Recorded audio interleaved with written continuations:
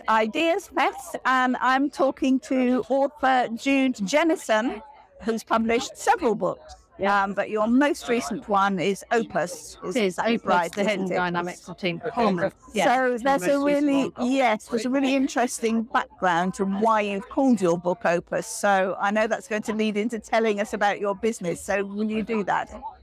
So Opus is the name of a horse that I owned who died when he was 31. He taught me so much about my own leadership that I basically wrote a book about him.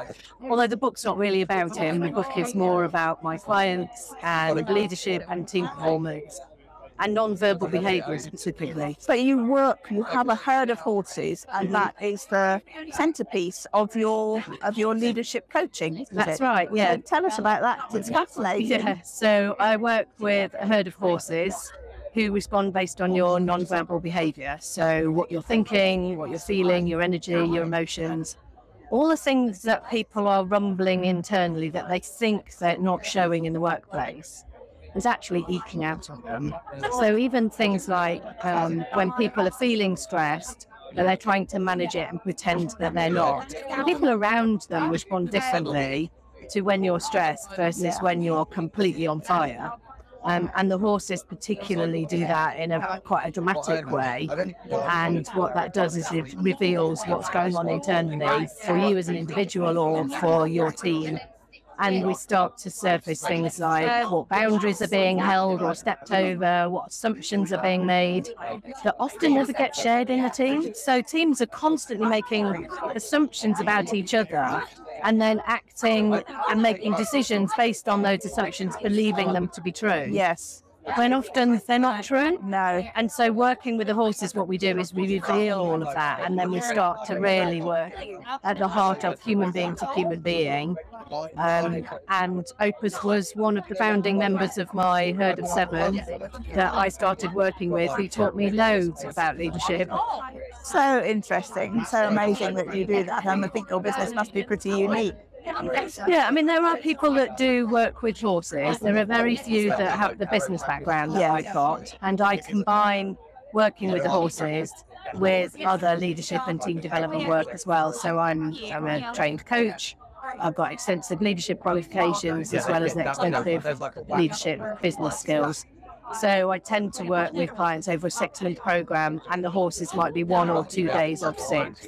Fantastic. So enlightening, though, to do it that way. Yeah. So tell us about the book and how you came to write the book, and also how the book has impacted your business. Yeah. So I brought Opus with me today, and I wrote this book in lockdown.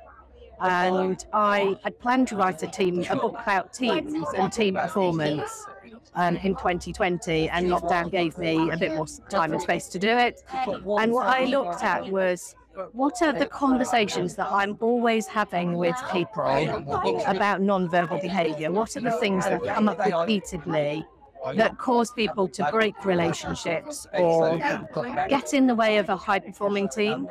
And that's basically how I wrote the book. So there are 12 hidden dynamics of team performance. So these are 12 non-verbal behaviours, stories that people have inside their heads that never get shared, that actually influence how the teams work or not.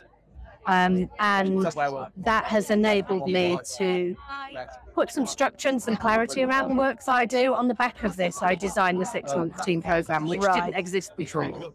So the book helped me formulate my ideas around what I was already doing, but it gave me more structure.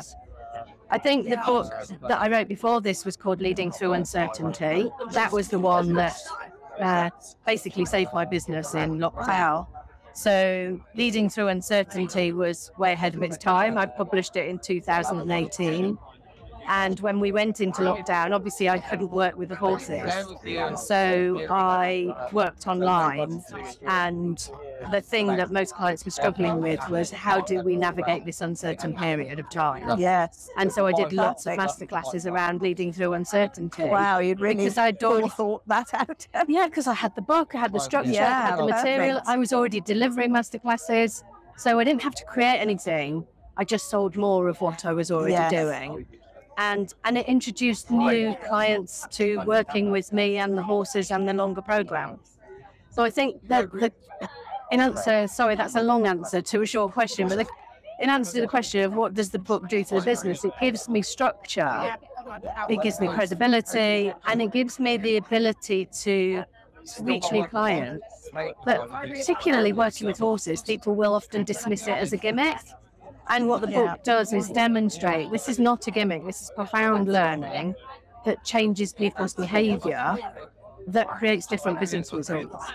Yeah, so the book, writing the book gave you clarity and outlined what you were doing, but it also then gave you the authority and the expertise to underpin that with prospects and clients. Yeah. So that's brilliant. I love the fact that you say your other book saved your business. It did, literally, because without that, I was building a plan of how do I afford to put my horses to sleep, because if the business was shut, wow, and we weren't earning money, then I still had the cost of running, of course, all the running costs. Yes, not cheap. No. And so it did. It saved my horses and my business. That's wonderful. That's a wonderful piece of book magic, actually. Your horses are still with us because of your book. Yeah, that's really great. Yeah. So what's next for you, Jude? Do you have plans for another book? Well, I'm writing a fiction book at the moment. When I say writing, I mean I'm ideas generating. Composting, yes. So I'm playing around with that. I've always got lots of ideas for new books.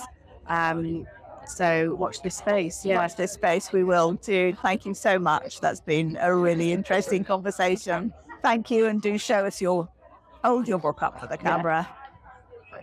Lovely. Thanks, Lucy. Thank you. Brilliant.